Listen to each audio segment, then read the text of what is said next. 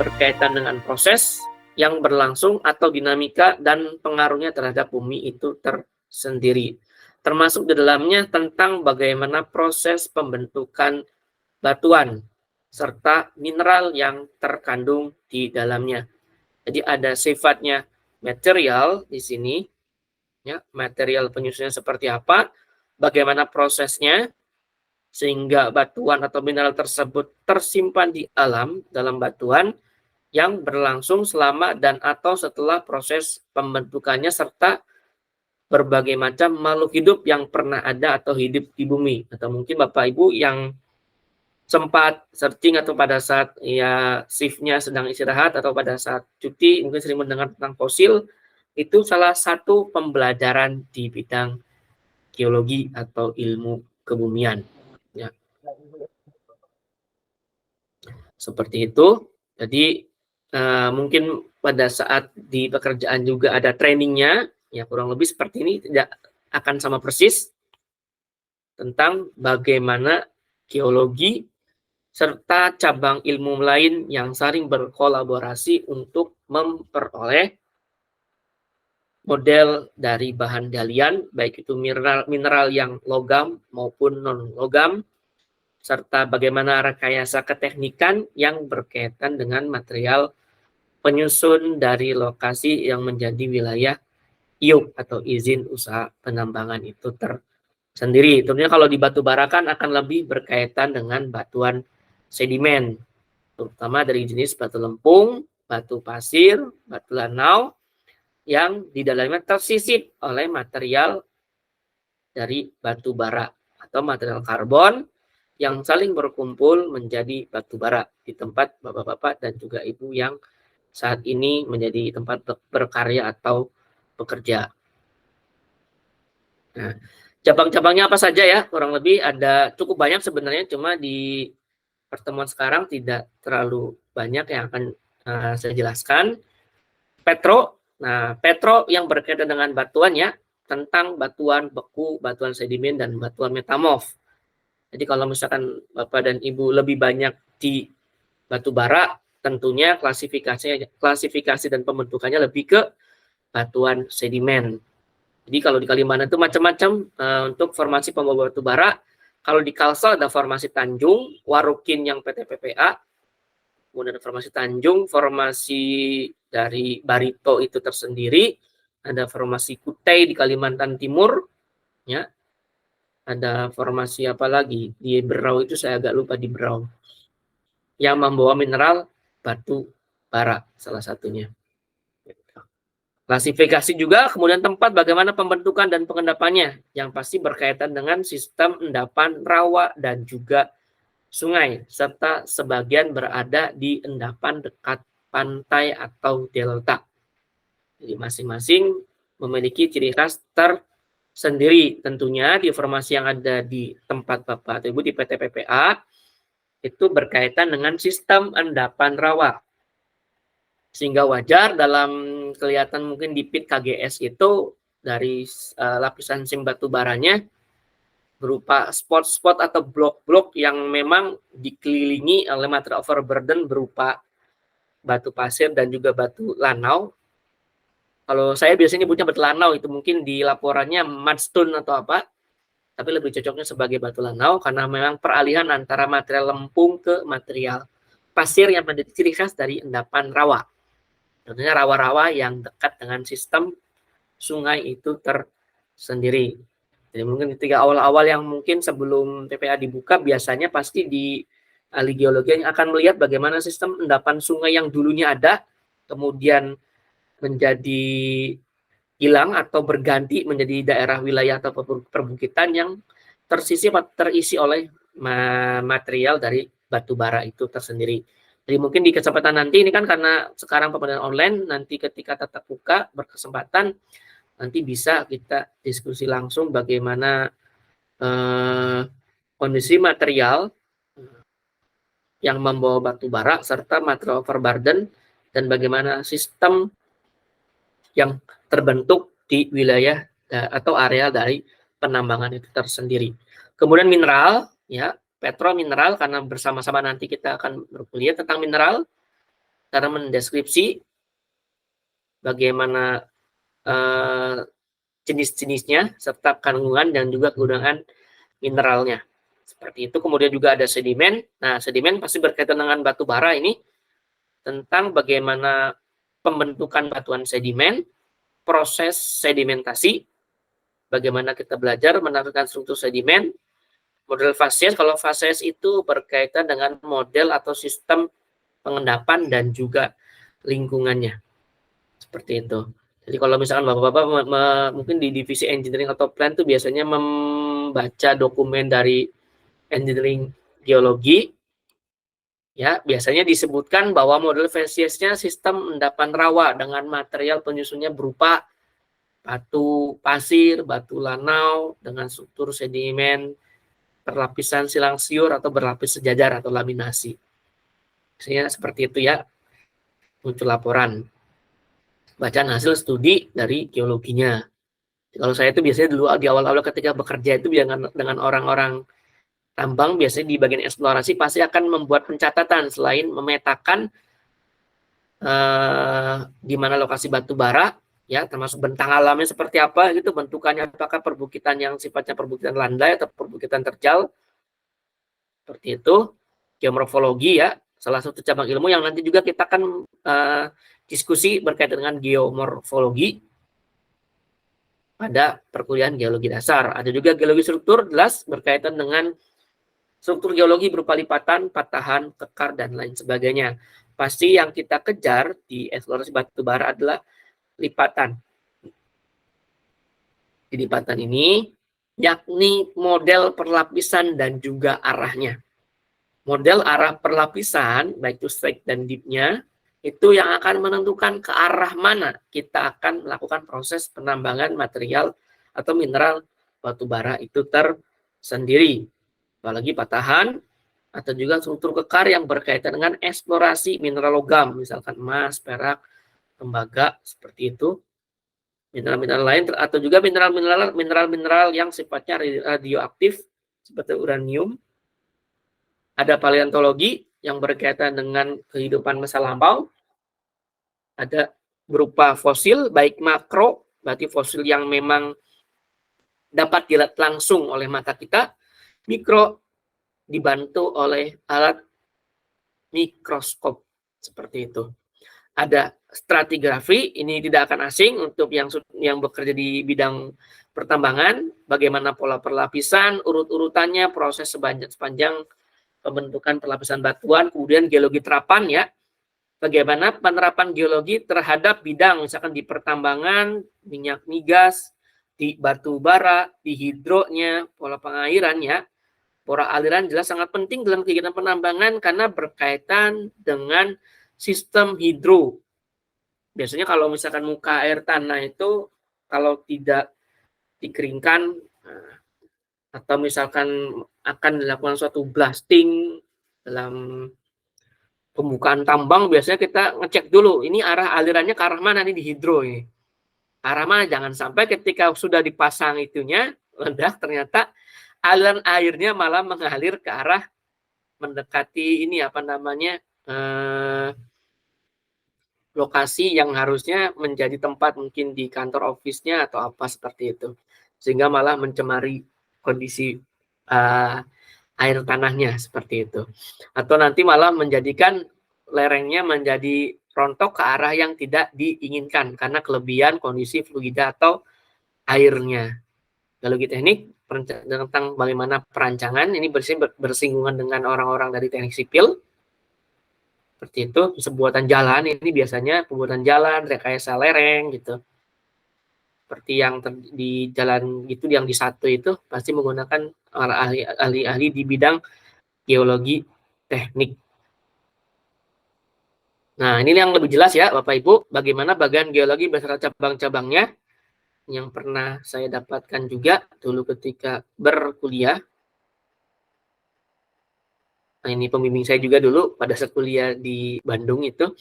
Bagaimana sains di bidang kebumian atau geologi serta skema atau pembelajaran atau juga cabang ilmu kebumian yang memang saling berkaitan atau berpengaruh. Jadi kalau misalkan Bapak dan Ibu lebih ke bagian kiri, karena memang berkaitan dengan ekonomi, ya, proses pengambilan bahan tambang atau bahan galian yang bernilai ekonomis untuk memenuhi baik itu kebutuhan industri maupun peningkatan APBN suatu wilayah, bisa suatu bisa APBD. Kalau sekarang kan lebih ke ini ya, ke flat semua. Kalau dulu misalkan ternyata boleh atau bisa perizinannya bisa melalui Badan Geologi atau Dinas Energi ESDM di kabupaten provinsi, sekarang semuanya akan berkaitan dengan pusat. Di data-datanya apa, misalkan tentang geologi atau ekonomi di bidang batu bara, bagaimana sistem penambangan batu baranya, kemudian kalori dari batu baranya seperti itu, ya. Kemudian bagi di mineral yang terkandung dalam batu bara pasti berkaitan dengan kandungan sulfurnya atau gas ininya ya. Tingkat kematangan sulfur itu nanti berkaitan kematangan batu bara nih kalorinya berapa. Kalau dia makin matang ya akan meningkatkan nilai ekonomis dari batu bara itu tersendiri. Tentunya akan semakin membuat perusahaan itu mendapatkan nilai jual yang jauh lebih besar keekonomiannya. Jadi kalau di biasa owner atau pemilik IUP itu pasti ketika melakukan eksplorasi ini memastikan nilai kalorinya misalkan yang dikejar itu berapa gitu. Ketika dikejar misalkan mengejar misalkan saya biasa mengejar dia kalori 6.000, lihat volumetriknya berapa. Apakah memang ternyata potensial untuk digali atau ternyata yang kalorinya 6.000 itu hanya sekian hektar saja. Sementara biaya produksinya untuk yang haulingnya, kemudian juga untuk rekayasa yang lain, amdalnya ternyata tidak mencukupi. Biasanya kadang-kadang di skip terlebih dahulu, ya. Dalam tidak hanya berkaitan dengan apa namanya lapisan batuannya, tapi juga berkaitan dengan kadar atau kalori dari batu bara itu tersendiri.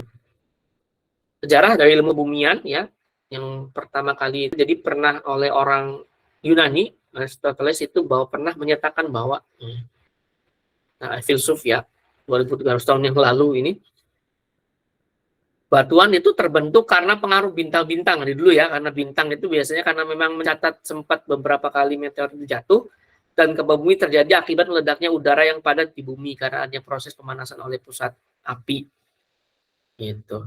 Kemudian juga sempat disampaikan oleh Frank T. Adams tahun 38, selama masa-masa pertengahan Aristoteles dihormati sebagai kepala dan pimpinan ya, filsuf itu yang pendapatnya pada subjek apapun merupakan hukum dan merupakan hasil akhir. Jadi memang pandangan Aristoteles dulu ya di awal-awal ilmu kebumian itu booming di tahun 1800-an gitu ya. Tambang-tambang pertama kali gitu sebelum yang sekarang menggunakan alat berat, yang masih menggunakan skop, menggunakan alat-alat gali yang seperti linggis, itu ada alat berat ya. Memang pandangan catatan dari Aristoteles ini menjadi suatu ini ya apa namanya model awal atau pertama dalam kegiatan penambangan. Kemudian juga contohnya dari Baron George Cuvier, ini seorang berkebangsaan Prancis. Jadi apa yang terjadi pada masa lampau itu pernah terjadi suatu proses kepunahan. Nah, kepunahan atau penggantian spesies flora dan fauna yang akan kembali muncul spesies flora dan fauna yang baru. Jadi ini sebenarnya teori yang berkaitan dengan produk yang sekarang dikenal dengan evolusi. Jadi produk evolusi sebenarnya sesuatu yang memang keniscayaan terjadi gitu. Ya apa-apa yang dulunya model misalkan tanaman yang cukup tinggi, memiliki ketinggian mungkin 10 meter atau lebih, sekarang jadi semakin pendek jenisnya.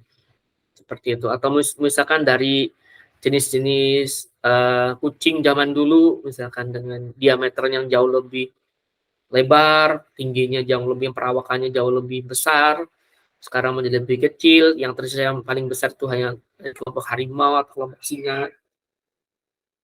Serta spesies flora dan fauna yang ini kalau ditambang itu, yang tambang batu bara pasti yang dicari ini kandungan karbon yang di dalamnya itu ada jenis flora yang seperti apa. Nah, golongan floranya bagaimana? Apakah didominasi oleh material karbon yang tersusun oleh dedaunan, ranting dengan akar, atau dengan material lainnya? Ini nanti mungkin Bapak dan Ibu akan mendapatkan materi di dasarnya di geologi batubara, atau yang pernah dapat materi dasarnya mungkin sudah terbiasa gitu. Ada beberapa perbedaan, ada 2 jenis kelompok ya, yang batubara yang sifatnya seratnya jauh lebih banyak, ada yang seratnya jauh lebih sedikit. Misalnya batubara itu tidak hanya berkaitan dengan kalori, kadang juga pewarnaan juga berpengaruh. Ada yang berwarna jauh lebih kecoklatan, ada yang berwarna lebih gelap atau hitam. Ya, jadi terkenal kalau teori kepunahan itu disebut dengan teori malapetaka atau katastrofisme. Ini pertama kali ya, jadi di awal abad 19 atau tahun 1800 itu sudah mulai berkembang ya. Ini tambang pertama kali yang memang sudah muncul tahun 1800-an. Meskipun sebenarnya sudah muncul ya, tambang-tambang itu tahun 1700 ketika pertama kali Inggris itu menjajaki kaki di benua Amerika. Karena memang dari suku Indian yang menjadi orang asli atau penduduk asli yang tinggal di benua Amerika sudah melakukan kegiatan eksplorasi berupa penambangan di awal tahun 1700, tambang emas pada waktu itu ya. Kalau di Inggris juga sempat dilakukan tambang batu bara di daerah Inggris itu, sampai terjadi beberapa kejadian satu kota ditutupi oleh jelaga atau lapisan berwarna hitam gara-gara aktivitas tambang yang cukup intens pada waktu itu.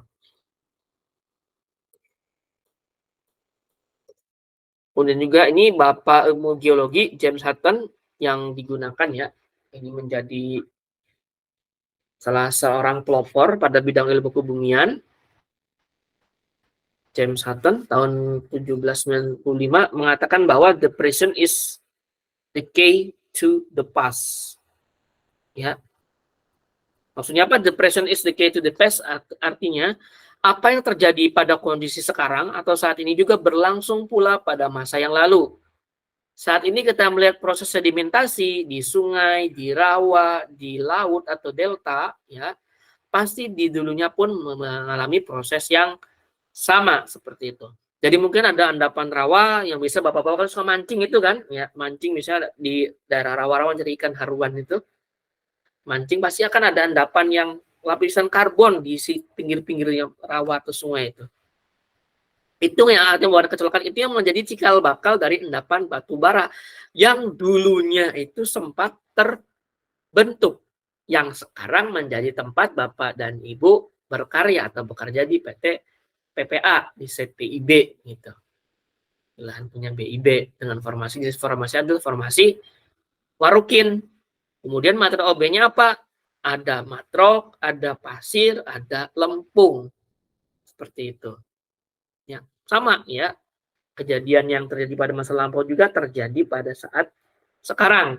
Yang membedakan hanya fungsi waktunya. Semakin lama waktu, maka semakin baik. Jadi batu bara kalau di Kalimantan itu biasanya yang dicarinya itu Kalsel, pasti orang tuh misalkan saya ya sebagai owner batu bara pasti nyarinya di formasi Tanjung. Karena dari tingkat kematangan batu baranya jauh lebih tinggi dibandingkan dengan formasi Marukin. Meskipun secara penyebaran itu lumayan ya, kalau formasi Tanjung itu kadang penyebarannya tidak rata atau tidak teratur karena dia umurnya jauh lebih tua kalau di dalam ilmu geologi itu. Ya, prinsip-prinsip geologi beliau yang ada Carlos Lyell juga, salah seorang muridnya dari James Hutton, prinsip geologi bahwa ia mengilustrasikan konsep-konsep persamaan dari alam sesuai dengan waktu. Konsep erosi yang menghasilkan produk berupa akan terangkut melalui proses sistem endapan sungai, rawa, dan juga danau, ya, sistem masa lampau. Jadi bukit-bukit yang sekarang sebelum perusahaan tersebut menambang, ya dulunya mungkin bisa jadi itu merupakan hasil dari endapan material sungai yang terangkat karena proses atau aktivitas tektonik. Mungkin ada rekan-rekan atau bapak-bapak yang sempat mungkin jalan-jalan ke Meratus. Meratus itu merupakan salah satu produk dari gunung api dulunya, ya, gunung api purba. Jadi kalau dihitung itu mungkin satu umur dengan spesies apa ya? Kalau di Indonesia kan spesies dinosaurusnya itu yang tersisa tinggal Komodo ya, Komodo dragon itu. Tidak jauh berbeda. Jadi umurnya gunung api Meratus itu seumur dengan mungkin atau sejaman dengan kalau di Eropanya itu zaman terakhirnya T-Rex atau Tyrannosaurus. Ya, kalau saya kebetulan masih mempercayai bahwa memang dulunya ada karena memang ada bukti fosil. Meskipun beberapa orang mungkin dalam tanda kutip karena mereka tidak terlalu percaya, wah ini bisa dibuat-buat. Kalau saya lebih percaya berkaitan karena memang ada ilmunya untuk mengukur bagaimana kenapa ini bisa berumur sekian. Memang ada alatnya seperti itu. Jadi awalnya memang Pegunungan Meratus itu memang salah satu model dari endapan gunung api purba pada masa tersebut yang sekarang ya tinggal tidak ada sisa gunung apinya, ya. Karena memang hal itu bisa salah satu dibuktikan di daerah Kaltengnya muncul beberapa tambang-tambang emas. Tambang emas kalau di Kalimantan kan, oh Kalimantan ada emas, ya. Padahal yang dicari kebanyakan adalah endapan dari jenis batu bara atau di daerah offshore-nya atau pantainya pasti minyak. Kok kenapa ada emas? Itu sebagai salah satu bukti bahwa dulunya sempat terbentuk atau terdapat sistem gunung api. Salah satu model jejaknya yang mirip yang sekarang mungkin sangat mirip dengan model endapan gunung api yang ada di Sulawesi Utara, terutama juga di daerah Jawa bagian selatan. Itu sangat-sangat mirip seperti itu. Nah, dengan Nicholas Steno ini lebih tua lagi dibandingkan yang tadi ya.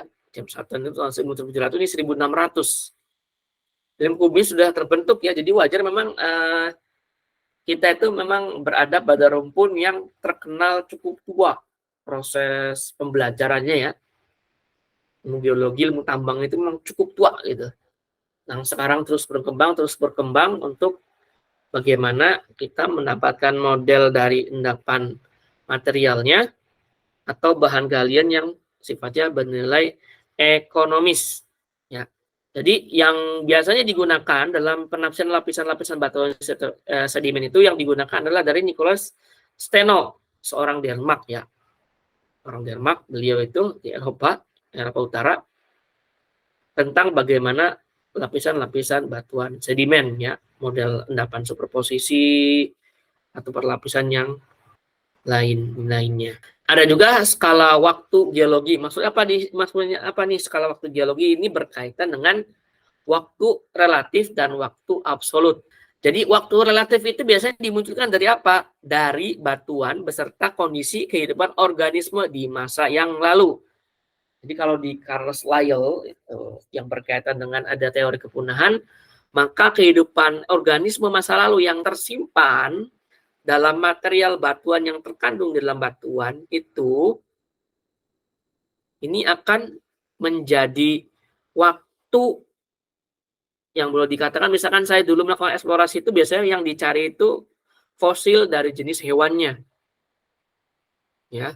Hewan tertentu itu dia pasti akan hidup pada zaman tertentu saja yang sekarang sudah punah. Artinya kalau saya menemukan misalkan di lapisan batu bara daun dari jenis daun tertentu gitu, bahwa daun ini hanya akan tumbuh di skala waktu 2 juta tahun yang lalu, maka kemungkinan batuan yang mengandung batu bara ini terbentuk ya 2 juta tahun yang lalu karena tanamannya sekarang sudah tidak ada gitu. Tercetak dari lapisan batu baranya. Itu yang kita gunakan sebagai skala waktu relatif, artinya direlatifkan. Ada juga skala waktu absolut menggunakan unsur radiometrik. Nah, ini yang menjadi salah satu bukti bahwa kenapa sih umur batuan tersebut kok umurnya disebut oleh ahli itu 10 juta tahun yang lalu. Unsur apa yang dicari?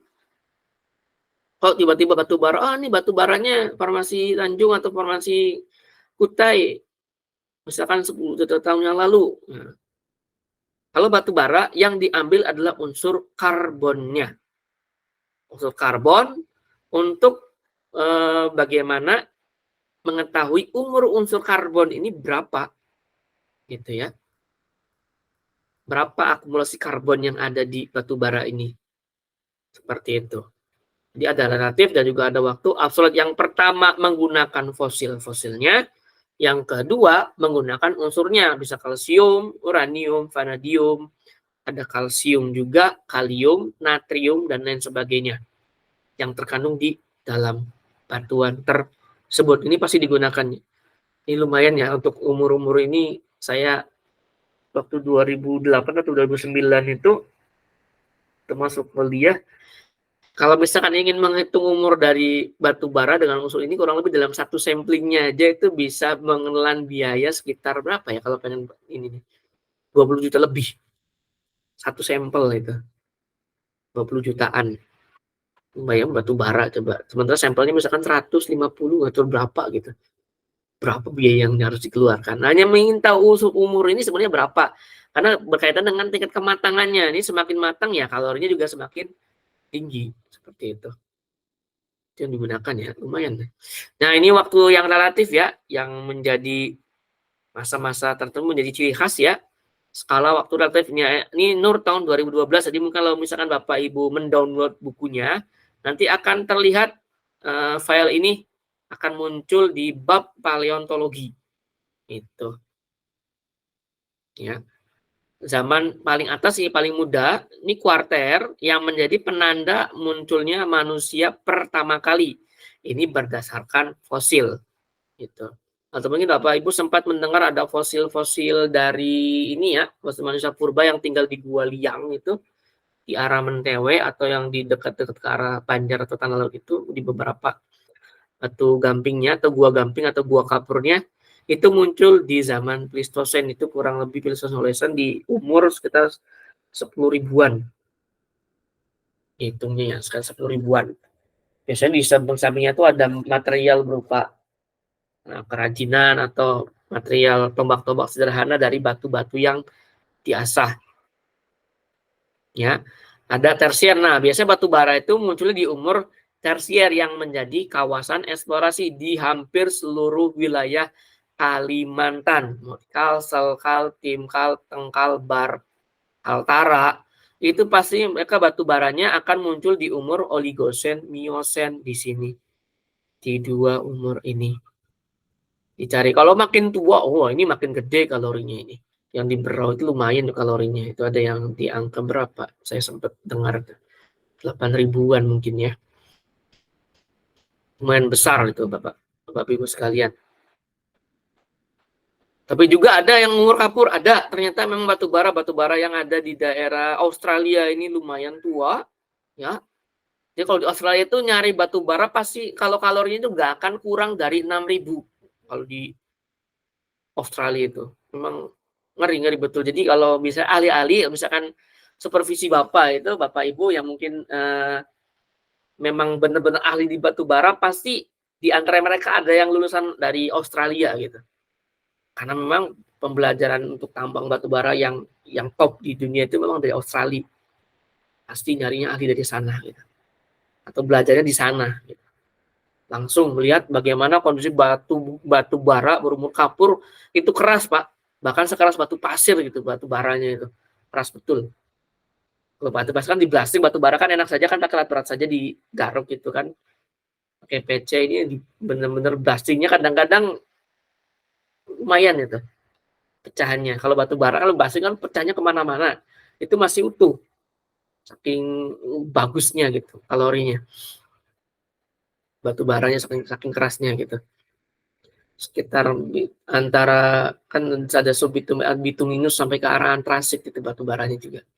Bituminus sampai ke arah antrasit. Kalau antrasit sudah enak itu pasti dicari karena tingkat pembakarannya juga besar gitu kan. Kapur jura, trias ya, PM karbon dan umur kambrium yang jauh lebih tua ini paleo, mesozoik, kenozoik. Nah, kita ada di umur holosennya Bapak Ibu ya, holosen itu mulai dari 10.000 tahun yang lalu sampai di masa sebelum Masehi atau tahun ke-0 yang digunakan. Ya, tahun ke-0 itu yang digunakan dulu orang Romawi ya. Orang Romawi menggunakan pertama kali yang tahun 0 itu sebagai penanggalan Masehi. Ya, nanti tinggal dipelajari lagi, bisa di-download materi bukunya seperti itu.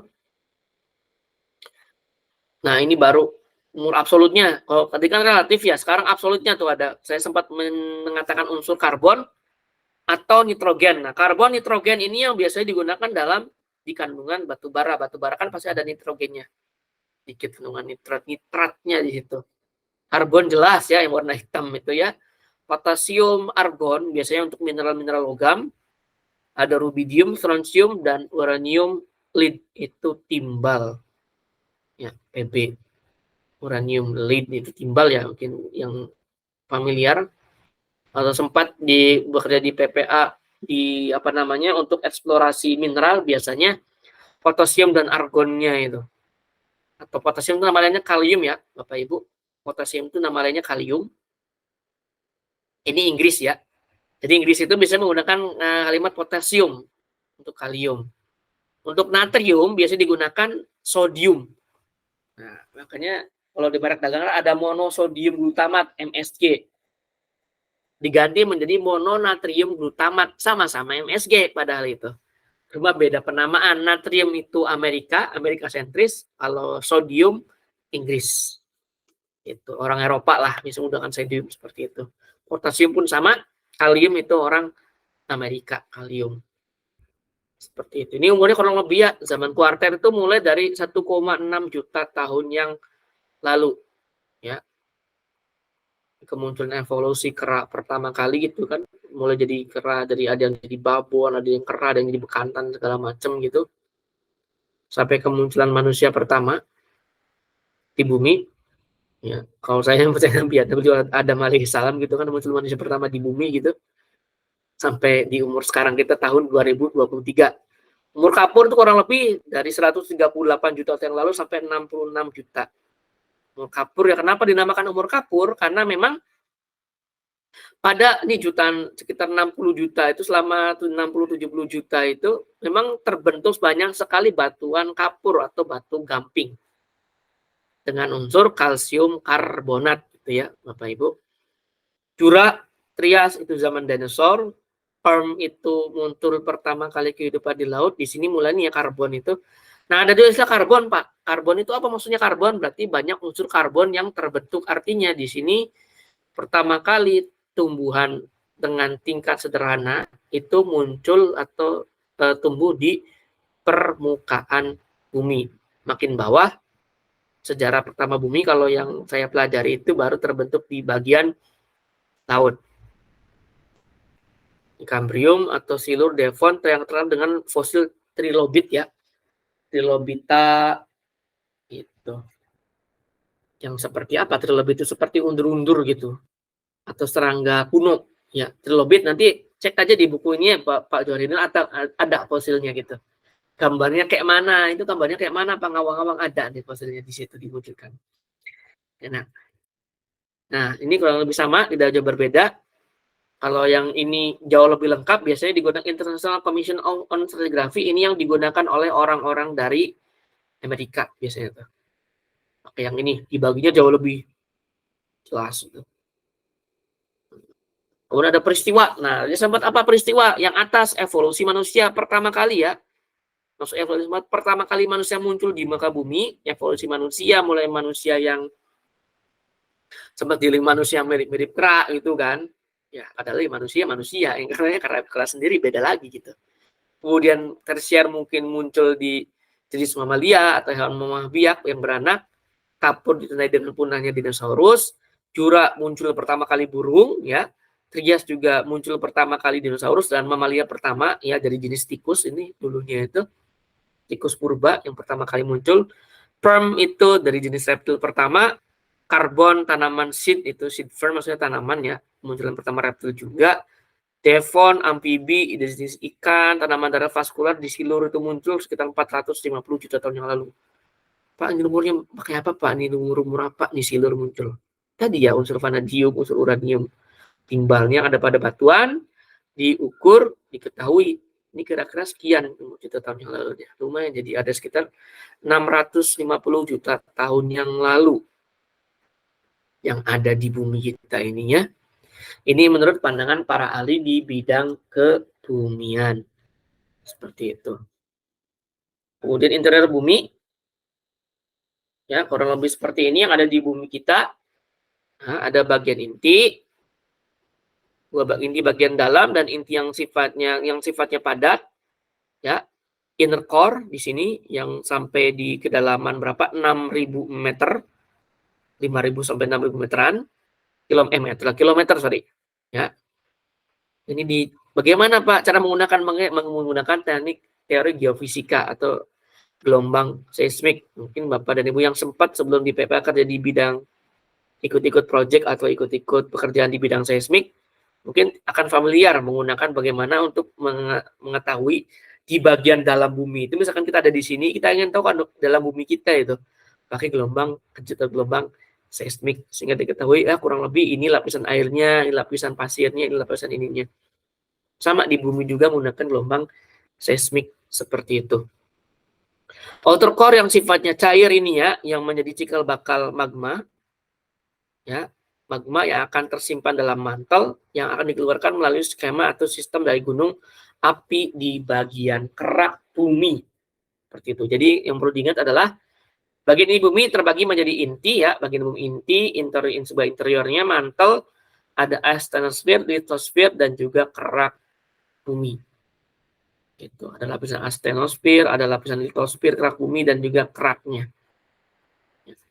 Lithosferik ini yang kita punya itu sampai ketebalan berapa? Ketebalannya 5 hingga 40 kilometer. Ya, lumayan tebal ini. Jadi di bawah kita itu ada cukup banyak unsur-unsur yang sangat kompleks dengan komposisi mineral yang lebih banyak lagi.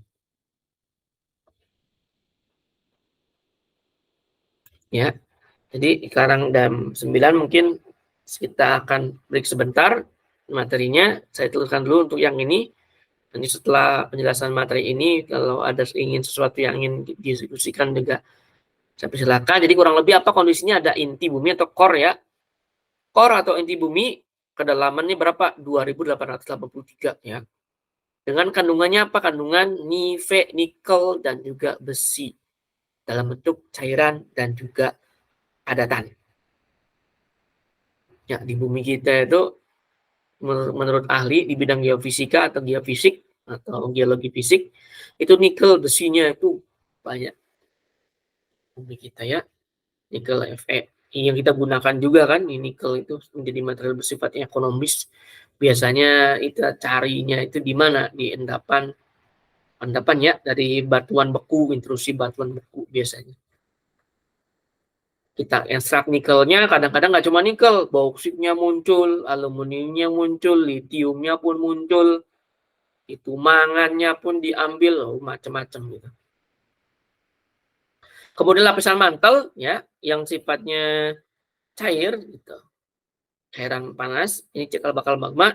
Baru yang ketiga lapisan kerak bumi atau crust-nya. Terdiri dari batuan batuan apa yang tadi ya? Batuan beku, batuan sedimen dan juga batuan metamorf terbagi oleh kerak benua, batuan granitik ya. Granitik berarti kandungan utamanya apa? Silika dan juga aluminium. Dengan kerak samudra kayak unsur silika dan juga magnesium, bukan mangan tapi magnesium Mg. Ya, silikanya itu kuarsa ya. Misalnya Bapak-bapak atau ibu-ibu di sini sempat baca laporan ya, orang engineering biasanya kandungan silikanya pada batu pasir, silikanya itu kandungannya apa? Kuarsa, feldspar, plagioklas di situ mineralnya. Ya. Dan pembedanya apa? Batuan penyusun kerak benua dengan kerak samudra, maka batuan penyusun kerak samudra itu jauh lebih keras dibandingkan kerak benua. Seperti itu. Meskipun sama-sama ada kandungan silikanya, karena kan aluminium ya, lebih banyak aluminiumnya dibandingkan magnesium yang ada di kerak samudra. Oke. Mesosfer Ini kurang lebih interiornya ya. Baik, kita sementara istirahat sejenak selama 5 menit. Jadi sambil istirahat mungkin ada yang ingin ditanyakan oleh Bapak atau Ibu, boleh dipersilakan sebelum saya melanjutkan. Ya, dan juga ini ada absensi katanya ini. Silakan untuk absensi bisa cek di bagian chat ya, atau pertanyaan itu. Untuk absensi silakan.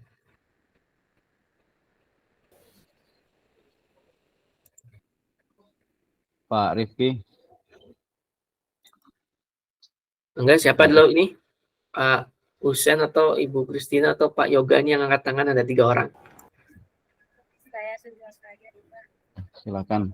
Nah, tadi kan Bapak menjelaskan soal kerak bumi atau selaput batuan litosfer ya. Nah, yang saya tanyakan itu si dari kerak bumi ya. Ya itu kan Sebentar. masing-masing dari outer core. Karena dia masuk dalam magma batuan itu, yang saya tanyakan fungsi dari itu apa? Ya, sebentar Bu, ini agak kurang jelas suaranya. Pengaruh sinyal ya. Nggak jelas ya, Pak? Ya, coba ulangi lagi, saya agak kurang nangkep tadi suaranya. Oh iya, ini tadi kan Bapak ada menjelaskan soal outer core atau kerak bumi ya, Pak. Yes. Nah, dari kerak bumi ini sendiri itu berfungsi sebagai apa dalam apa ya bilangnya? Dalam Kerak bumi bumi itu, ya kerak bumi fungsinya kan itu kan magma ya, Pak ya. Gini ya. Oke. Baik ya, kalau biar saya dimunculkan dulu. Ini kan kebetulan muncul ya untuk yang ini kan. Ini sebagai kerak bumi yang menjadi tempat tinggal kita. Ini kan ada terbagi 2 ya, Bu, gitu. Ada yang osean atau yang kita kenal sebagai lempeng atau kerak samudra. Ada kontinen sebagai tempat tinggal kita yang kita kenal sebagai kerak benua. Seperti itu. Kemudian di bawahnya ada lapisan litosfer yang sifatnya solid, ada lapisan mantel yang sifatnya cair. Nah, yang kalau digambar ini kan tidak di sini lurus-lurus aja kan, sebenarnya kayak seperti nggak ada batas ini atau apa. Sebenarnya ada celah-celah yang mengakibatkan, misalkan di daerah mantel ini yang menjadi sumber utamanya magma, ada, bisa ditulis nggak saya pakai ini lah. Dan misalkan di sini ada celahnya gitu Bu ya, kelihatan ya Bu ya. Nah, saya gambarkan ini untuk mempermudah. Nah, celah ini di lapisan litosfer itu yang nanti akan membawa material magmanya untuk naik ke atas permukaan. Itu kalau di kuliah geologi struktur kayaknya ada nanti di semester selanjutnya itu. Nanti ada dengan istilahnya tektonik lempeng. Pergerakan lempeng bumi yang satu ciri khasnya adalah selain terjadi gempa bumi, itu terjadi juga erupsi gunung api. Jadi sebagai dapur magmanya yang ada di lapisan mantel, nanti ketika pada waktu tertentu dia akan melewati beberapa celah atau rongga-rongga yang menembus lapisan kerak buminya, ya, kerak buminya terutama di bagian bisa di kontinen, bisa juga tembus di bagian osean, ya, seperti itu. Kalau di kontinen ya terkenal ya di Jawa, Sumatera, Sulawesi. Kalau di osean yang mana contohnya? Di Kepulauan Hawaii. Nah, di Kepulauan Hawaii ini banyak sekali gunung api bawah laut atau gunung api yang memang membentuk beberapa jajaran pulau. Misalkan contoh ini gambaran pulaunya. Di sini banyak sekali gugus gunung api ya, yang hampir di Hawaii itu setiap 2 hari sekali atau seminggu sekali itu pasti ada erupsinya gitu. Keluar lavanya di sini. Ya. Mungkin sempat mendengar ada gunung api bawah laut ya seperti itu. Jadi memang ada celah-celah yang memungkinkan lapisan magma yang ada di bagian mantel yang berasal dari inti bumi Sorry. Nah, di bagian inti bumi sini yang sifatnya liquid itu akan keluar melalui mantel dan akhirnya menembus lapisan kerak bumi. Kurang lebih seperti itu, Bu. Mudah-mudahan bisa copy ya. Atau misalkan kurang jelas nanti kita akan munculkan lagi di Petro ada nanti Bu di bagian apa namanya? Pembentukan batuan beku. Nah, nanti sumber-sumber magma ini ketika muncul di permukaan atau di bagian ininya, salah satu di bagian kerak buminya akan membentuk sistem batuan bekunya. Ya, bisa dari granit, peridotit, gabbro, segala macam, atau bisa jadi andesit gitu kan. Andesit bisa digunakan untuk material perkerasan jalan gitu. Dimuncul sehingga terjadi erupsi gunung api ataupun bukan tidak jadi erupsi tapi hanya gugusan pegunungan intrusi. Nah, kalau yang ini kan kalau di gambar ini lebih ke gugusan pegunungan intrusi. Baik itu mungkin sementara ada lagi Pak Husen G. Monggo Pak. Ya, ini mungkin sedikit Pak yang mau saya tanyakan Pak. Apakah batu bara itu terdapat pada area-area tertentu Pak? Kan selama ini yang saya ketahui kan yang banyak itu di area Sumatera sama Kalimantan Pak. Nah itu teori tersebut yang menyatakan hal seperti itu yang mana Pak? Itu aja Pak, terima kasih. Sebaran batu bara ya. Batu bara. Wait, mudah-mudahan saya bisa. Ini ada mata kuliah ini sebentar. Ini di perkuliahan yang mana ya? Yang pernah saya sampaikan itu di dan ada batu bara ya. Ini genesa batu bara sebenarnya di genesa bahan galian tidak apa-apa. Kita mix saja. Sama-sama dibutuhkan juga materinya ini untuk memperkaya.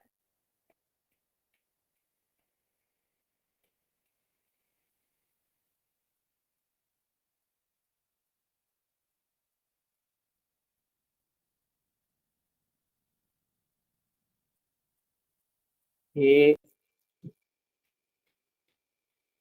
Yang ini saya tutup. Saya akan munculkan yang ini ya. Nampak ya? Mudah-mudahan kelihatan. Ini tentang skema pembentukan batu bara. Ini secara umumnya ya. Bapak Ibu, bagaimana batu bara itu terbentuk? Saya sempat menyampaikan ada sistem sungai ya, kemudian sistem rawa, ada juga sistem yang berkaitan dengan perpaduan antara ocean atau laut dan juga di delta, ini delta biasanya. Ya. Jadi pertama kali yang terbentuk dari sistem endapan sungai pasti membawa material ya. Material tidak hanya sand, silt, and clay. Tapi juga nanti ketika material tersebut bercampur dengan tumbuh-tumbuhan atau material yang mengandung unsur karbon itu akan menjadi sistem pengendapan yaitu sistem rawa. Nah, sistem rawa ini yang lebih banyak muncul di daerah Sumatera dan juga Kalimantan termasuk Papua, Pak. Papua itu kalau orang tuh Freeport sebenarnya batu baranya ngeri juga di situ. Karena kan sekarang banyak rawa kan sama dengan Kalimantan, mirip-mirip, sangat mirip persis. Sumatera sangat mirip persis gitu. Cara apa ya kondisi morfologi bentang alamnya dibandingkan dengan Jawa. Kenapa Jawa itu lebih sedikit rawanya? Oh Jawa gimana ya? Itu banyak gunung api di situ. Boro-boro kebentuk gitu. Ada beberapa tempat di daerah Jawa itu memang terbentuk ya, terutama di daerah mungkin di daerah Bayat salah satunya. Jawa Tengah, di beberapa tempat Jawa Tengah itu muncul, di Jawa Barat, di daerah Sukabumi dan sebagainya. Tapi kebanyakan tertutup oleh material-material yang lainnya, kebanyakan material gunung api seperti itu. Sementara sistem pengendapan rawa itu memerlukan tidak hanya bentang alam yang lebih sifatnya berupa pendataran yang luas. Ya, sistem pendataran luas yang memungkinkan sungai-sungai itu akan lebih banyak membawa material. Kalau sungai kan kalau dia sistemnya berupa pegunungan ya otomatis materialnya kebanyakan sungai airnya kan deras. Sementara batu bara itu memerlukan model pengendapan sedimen sungai yang arusnya relatif jauh lebih tenang, bahkan hanya menggenang saja. Sungainya cukup membawa material nanti yang akan mengendapkan atau menutupi lapisan-lapisan karbon dari akarnya, tanamannya segala macam dengan sistem aerobik ya, menuju sistem anaerobik. Ya, aerobik yang nanti berkaitan dengan kandungan oksigen, nanti anaerobik yang tanpa oksigen sama sekali. Yang akan menjadi pertamanya akan muncul seperti lapisan gambut itu, mungkin yang sering mancing itu ada di pinggir-pinggir itu biasanya tuh. Ya warna coklat itu kan kalau kita pijak itu ya amblas itu. Itu gambutnya. Lapisan pit yang pertama kali terbentuk. Gitu.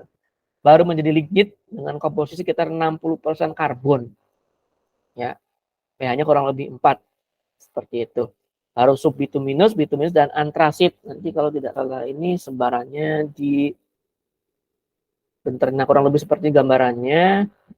Kalau di Indonesia itu nah, model seperti ini lingkungan pengendapan batu bara ini ya, yang ada di Muara Enim di Sumatera. Sistem pengendapan berupa delta, sebarannya kurang lebih. Nah ini nih cekungan batu bara yang ada di Indonesia, ada di mana? Di Sumatera, kemudian di Kalimantan, karena memang di zona-zona ini gitu. Memang sistem pendapan rawanya kok ada di Kalimantan, ini muncul di Kalimantan apa ini maksudnya? Selatan, masih selatan ya. Sebenarnya Sulawesi Selatan itu masih masuk. Kok muncul gitu pengendapannya? Kenapa seperti ini? Karena memang di zona-zona ini cukup banyak rawa yang secara luas itu memang cukup intens gitu. Teman-teman rawa alamiahnya. Ya, batu bara yang terkenal. Jadi memang ini Sumatera kenapa 70% of natural universe ini tahun yang lama ya. Kalau saya ngambil ini tahun 1900-an berapa gitu, saya lupa lagi. Yang sekarang kan yang terkenal di Kalimantan. Tapi tingkat kematangannya kenapa Pak? Kematangannya lebih baik yang Sumatera ketimbang yang di daerah Kalimantan. Karena di Sumatera ada sistem yang namanya sesar di sini. Sistem patahan. Dan yang kedua sistem gunung api. Itu yang seperti kayak bikin matang gitu. Terkompori. Dibandingkan dengan lapisan yang ada di Kalimantan. Memang Kalimantan jauh lebih banyak. Nah, sebarannya. Ya, secara pulaunya hamparan sangat luas, tapi secara tingkat kematangan jauh lebih matang di daerah Sumatera. Contoh kurang lebih ini kan tahun 2000-an kayak ini. Asal yang punya kita kan ini tuh. Konsesinya yang banyak dikuasai oleh konsesi Arutmin, kurang lebih kan Arutmin punya konsesi cukup banyak ya, di bawahnya kan ada beberapa kontraktor gitu Arutmin tuh. Mungkin PPA juga ada beberapa kontraktor lain, atau kemudian juga ada beberapa perusahaan batubara lainnya yang menginduk ke Arutmin atau Adaro gitu kan, atau Lideko. Seperti itu. Itu paling yang bisa saya sampaikan Pak Husen ya. Mudah-mudahan kopi. Terima kasih Pak. Yuk.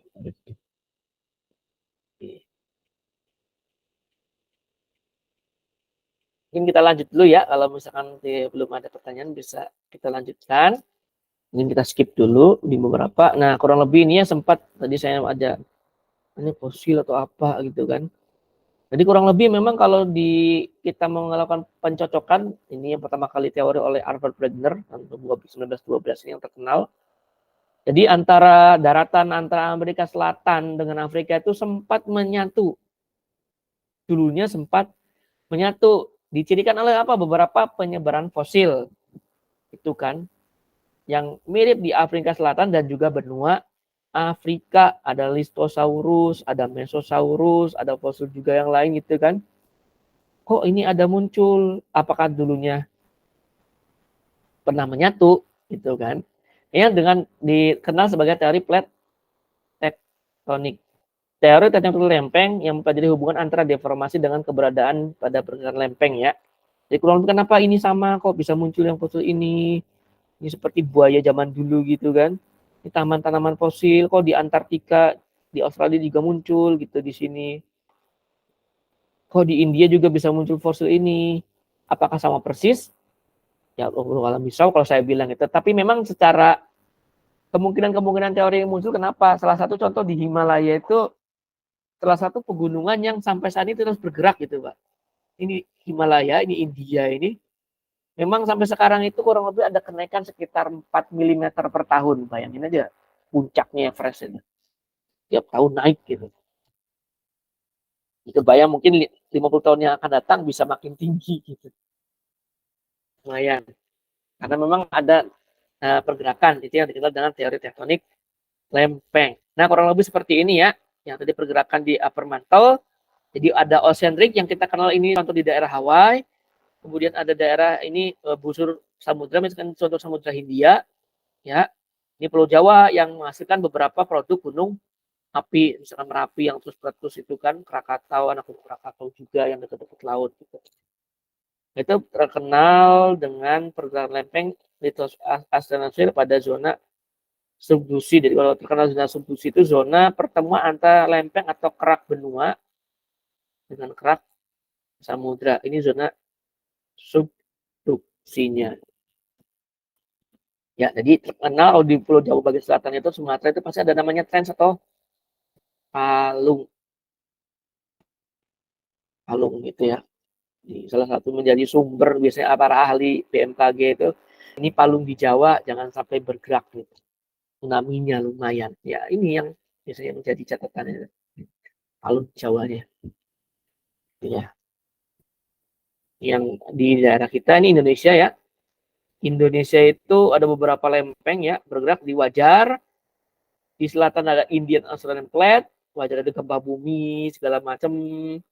Ada Laut Filipina di utaranya, di timur, kemudian juga ada Eurasian. Jadi kita tuh berada di antara pertemuan tiga lempeng. Ya. Ada Pasifiknya, Filipina, India, Australia, dan juga yang utama kita berada di ujung dari lempeng Eurasian atau benua Asia seperti itu. Di batas lempeng ya ada 4 yang sifatnya divergen atau saling menjauh. Ini ciri khasnya kedua lempengnya semakin menjauh. Ini munculnya di daerah ini Atlantik ya. Jadi antara Atlantik dengan Afrika, nih, daerah Afrika dengan daerah Amerika itu mengalami proses yang disebut menjauh. Meskipun sebenarnya yang semakin menjauh adalah daerah lempeng Pasifiknya.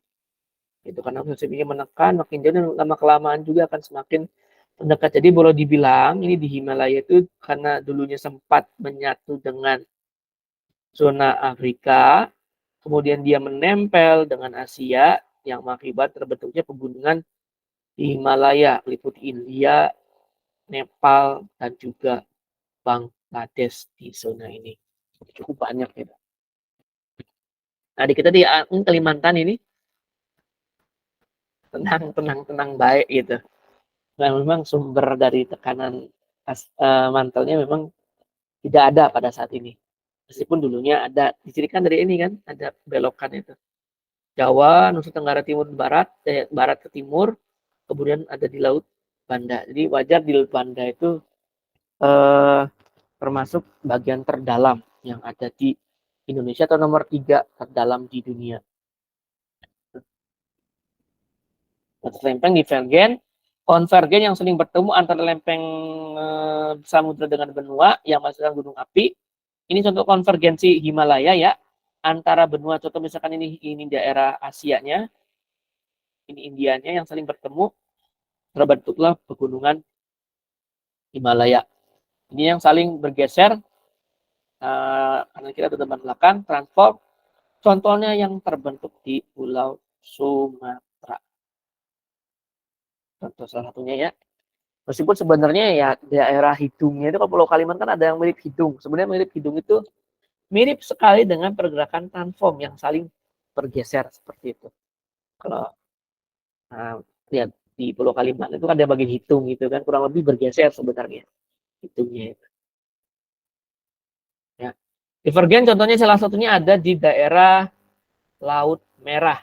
Jadi Laut Merah ini menurut catatan ahli dari Timur Tengah itu, ahli geologi Timur Tengah, menyebutkan sempat pada zona ini itu awalnya antara Arab dengan Mesir itu bersatu. Kemudian terbentuk beberapa gunungan, busur gunung api yang sekarang tidak aktif lagi. Di wajarnya banyak pegunungan di sini kan, di daerah Arab Saudi ini, pegunungan, bukit-bukit gitu kan. Di ada Mesir, Somalia, Ethiopia juga muncul di sini. Nah, ini kan Somalia di sini, ini Ethiopia-nya, ini Sudan, daerah sini Sudan, ini Mesirnya di sini, ini Arab Saudi, ini Yaman di sini, ini Yaman, Yamannya ini Oman, ini Saudi Arabia. Itu sempat bersatu dulunya. Jadi eksplorasi yang terjadi, kenapa daerah Arab Saudi kok kayak minyak? Ya karena ini salah satunya nih, ya terbentuk gara-gara laut merah. Gitu. Jadi lapisan pengandung karbon, lapisan karbon biasa hidrokarbonnya itu cukup berlimpah di daerah Saudi Arabia, kemudian termasuk di daerah ini Irak. Ya, karena perbatasan Persia di sini Irak dan Iran. Gitu. Ini minyaknya. Jadi sebenarnya serangan si Bush itu ke Irak yang sebutnya senjata pemusnah massal sebenarnya mengincar minyak yang ada di Irak. Karena lumayan kaya Irak itu. Dekat zamannya Saddam Hussein gitu. Luar biasa. Saingan. Irannya nggak mau tersaingi. Kalau kalah ya sudah tempur Iraknya. Nah, itu nggak apa-apa kan, akhirnya kan muncul perusahaan minyak dari Amerika itu Repsol, terus apa lagi Amerika itu. Ada British Petroleum juga, gabungan Inggris Amerika, muncul di Irak semua. Muncul minyaknya. Jadi termasuk di sini ya, di daerah Bahrain gitu kan, Bahrain di sini Bahrain, Qatar itu muncul minyaknya. Gitu. Nah, batu bara apakah muncul di daerah Timur Tengah? Kalau batu bara saya belum tahu persis sih, tapi memang beberapa paper menyebutkan di daerah Iran itu muncul batu bara. Ya. Ada tambang, tapi tambangnya underground, bukan di permukaan underground mining ternyata. Ada skemanya. Itu unik kalau di daerah Timur Tengah itu untuk pengandaman batu bara dibandingkan dengan di Indonesia ya. Kalau di Indonesia kan enak ya, daerah tropis, rawanya ada. Nah kalau di Timur Tengah, di daerah Afrika, kayak mana? Ada batu bara juga, apa kenapa bisa muncul batu bara di situ? Nah itu lebih unik lagi, ini ilmunya beda banget ini. Ada konvergen ya, yang terkenal dengan Jawa segala macam. Kalau seperti ini konvergensi, kalau ada yang antar benua, seperti di Himalaya, ada yang antara samudra dengan benua yang membentuk gunung api seperti itu. Ya, ini bisa skip atau lempeng, juga muncul pegunungan Rocky. Ini yang ada di daerah Amerika bagian utara ya, pegunungan Rocky. Di sini yang muncul di bagian tepi pinggir atau sisi barat atau pantai barat dari Amerika ini, California. Juga mereka sebenarnya daerah sini ngeri-ngeri sedap ini. Karena di daerah sini ada yang disebut dengan patahan atau Sar Andreas di zona ini. Ini gempanya intens, sempat difilmkan juga karena memang kejadiannya sempat membunuh banyak itu. Patahan Andreas itu. Contohnya apa? Pegunungan yang terbentuk pegunungan Rocky yang seperti bergaris-garis ya. Kenapa bergaris-garis? Memang awalnya dia nyatu tapi tergeserkan gitu kurang lebih. Ya, bergeser. Pegunungannya bergeser dan dia seperti ada garis-garis itu pada bagian pinggirnya atau dinding-dinding lerengnya. Ada juga Andes ya, pegunungan Andes di Amerika Selatan. Di sini ya Peru, Chili, Bolivia, segala macam ya, Kolombia juga muncul. Ini yang membentuk pegunungan Andes di Amerika bagian selatan yang membawa mineral berharga apa? Emas di sini. Melimpah Bapak Ibu emasnya. Luar biasa. Nah, tapi di bagian Brazilnya, Argentinanya muncul batu bara karena Brazil itu mirip persis dengan kondisi rawa yang ada di Kalimantan, tempat kita tinggal sekarang di Brazilnya ini. Batu baranya luar biasa di sini melimpah. Mirip persis dengan Kalimantan ya. Ya terkenal kan sungai Amazon yang terkenal itu kan, kelihatan ada rawa-rawanya banyak gitu. Lempeng. Jadi wajar kalau daerah yang platnya berbeda, ada sistem gunung apinya, pasti terbentuk mineral logam, emas, perak, dan lain sebagainya. Yang jauh dari gunung api terbentuk galian berupa batu bara atau endapan-endapan sekunder lain seperti nikel, laterit, bauksit, mangan, aluminium, dan lain sebagainya dari intrusi batuan beku. Konvergen ini juga ya, yang ada di India itu. Ini kurang lebih gambarannya. Yang menekan jadi lumayan tinggi ini. Luar biasa gitu kan. Bumi kita.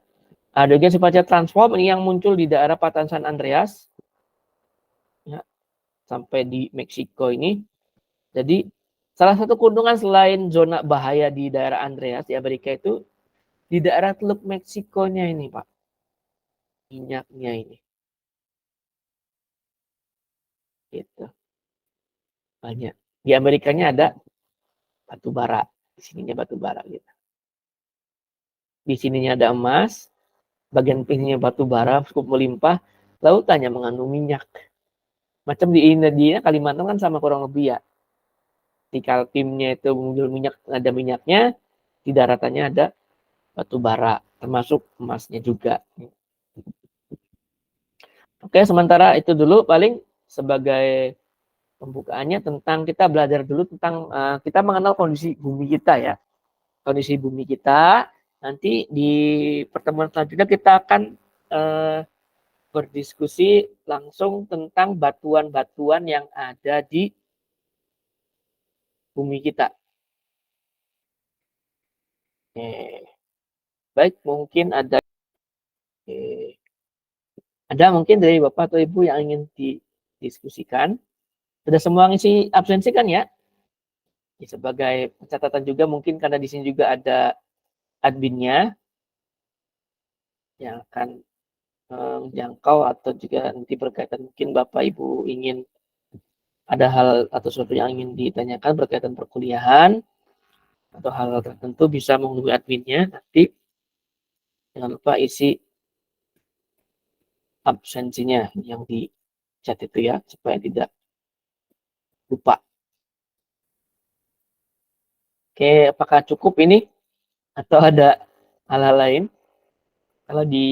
Kalau misalnya dirasa cukup mungkin bisa kita sementara akhiri dulu. Nanti kita akan bertemu lagi ya dengan saya itu di perkuliahan hari Sabtu ya. Namanya kristalografi, metrologi, dan juga mineral. Tapi sebenarnya untuk perkuliahan yang selanjutnya itu saya lebih sukanya memang ini ya, karena harus lihat langsung barangnya gitu loh. Ya, kalau tidak saya munculkan gambar-gambar yang minimalnya familiar lah Bapak Ibu. Ya silakan itu Ibu apa namanya?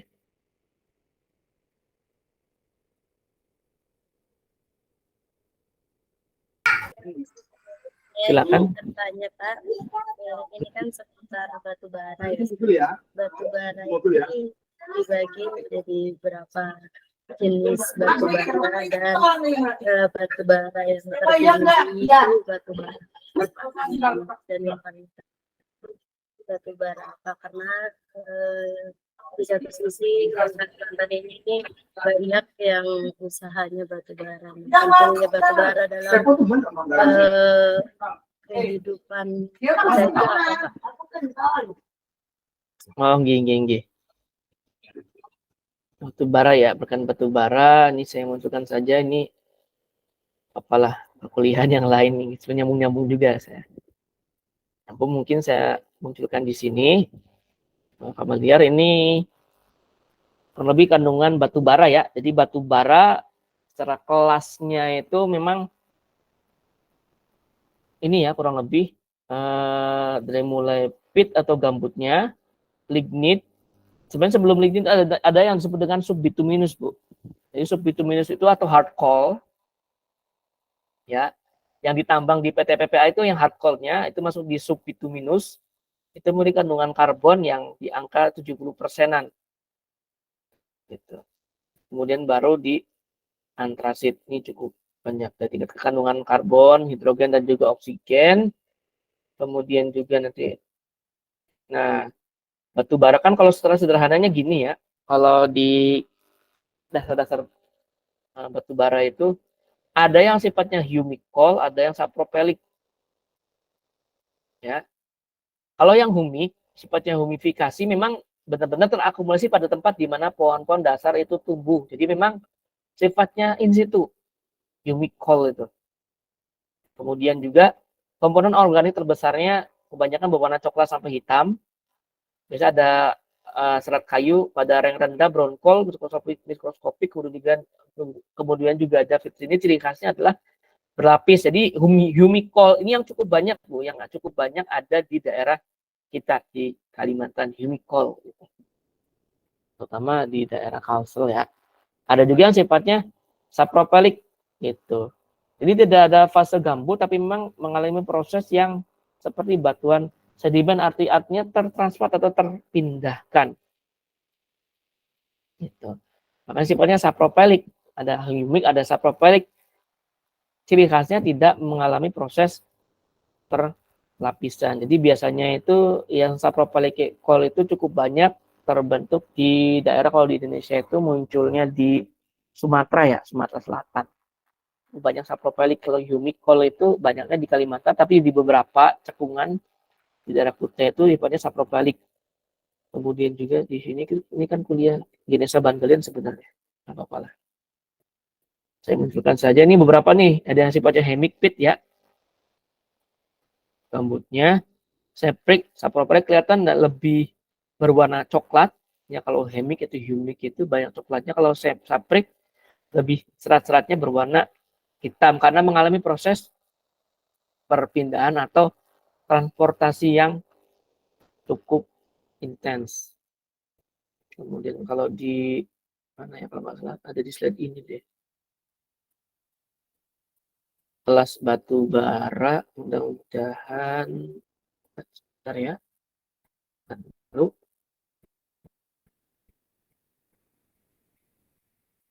nah ini kurang lebih gambar ini sebenarnya tuh. Jadi yang pertama kali terbentuk pit, lignit, subbituminus, bituminus, antrasit. Jadi kalorinya Bu, biasanya yang dilihat itu kalorinya gitu, di angka berapa kalorinya yang dicari untuk eksplosi batu bara.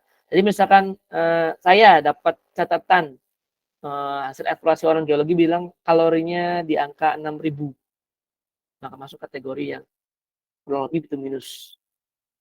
Kalau di bawah subbituminus itu di angka 4.000-an, masih subbituminus 4.000, 5.000 gitu. Nah, pasti kalau misalkan semakin ke atas ya semakin murah harga jualnya. Tapi kalau makin bawah ya makin tinggi. Jadi pastikan kalau misalkan kalorinya 6.000 aja udah tenang, tapi kadang-kadang dicek dulu ada perbedaan karakteristik. Kenapa sampai 6.000 kalorinya? Hitamnya itu ya memang hitam, bener-bener hitam yang tidak campur gitu. Mengkilat, kelihatan dari kilatnya. Mungkin nanti ditambang di site-nya, lihat yang hasil OB-nya, material OB-nya, dicek lagi. Kalau hitamnya mengkilat, itu sudah di atas 5.000 atau 6.000-an kalorinya. Lumayan. Bisa mengkilat Bu, kalau untuk batu bara itu. Ini khasnya. Itu kalau yang tinggi ya, yang bisa dicari atau diincar oleh pengusaha batu bara. Seperti itu mungkin yang bisa saya sampaikan.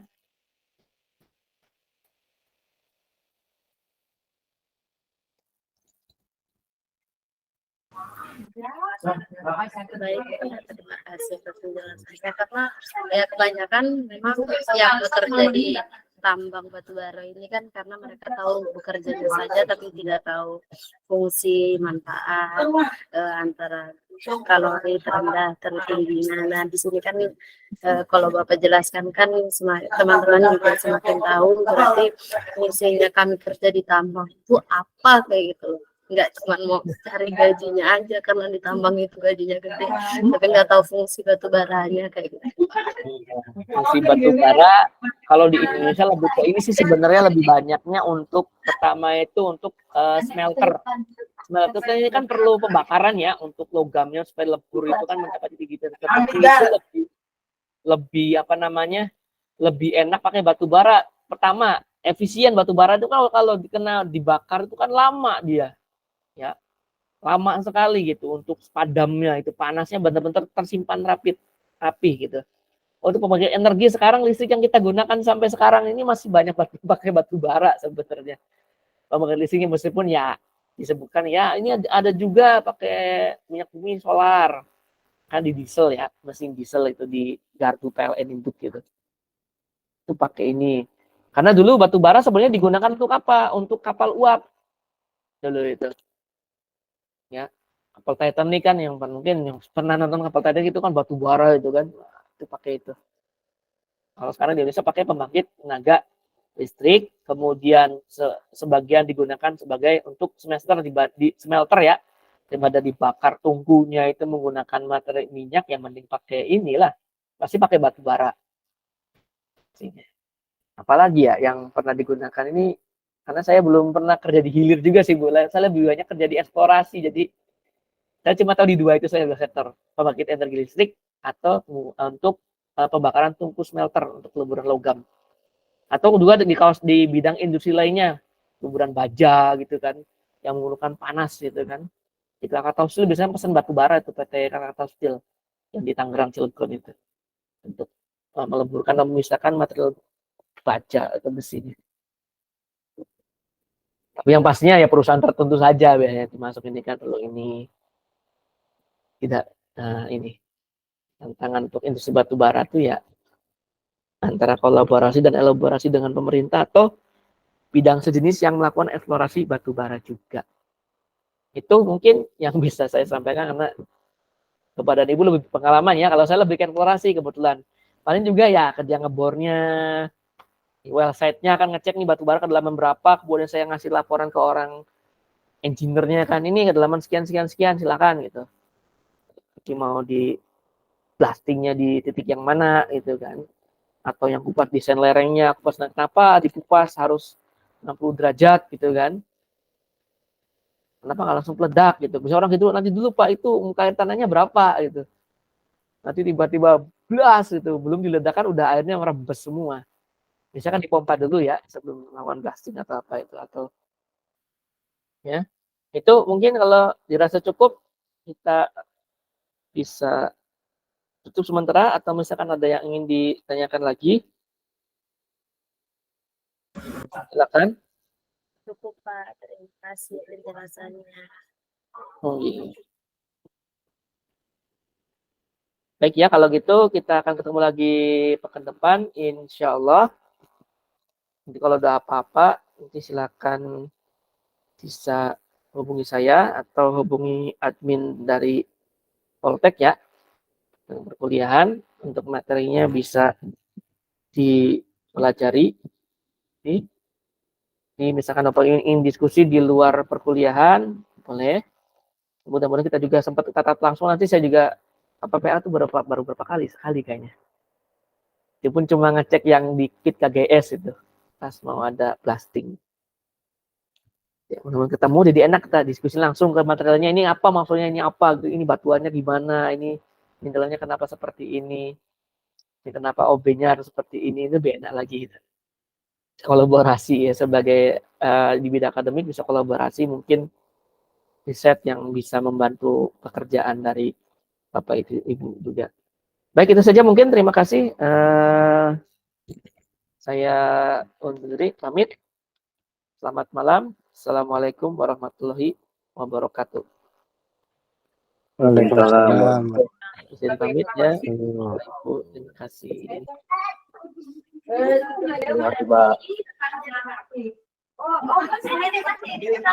Guys, kayak apa? Ini aku kan belum pernah juga kerja di tambang, makanya pengen tahu juga soal pertambangan.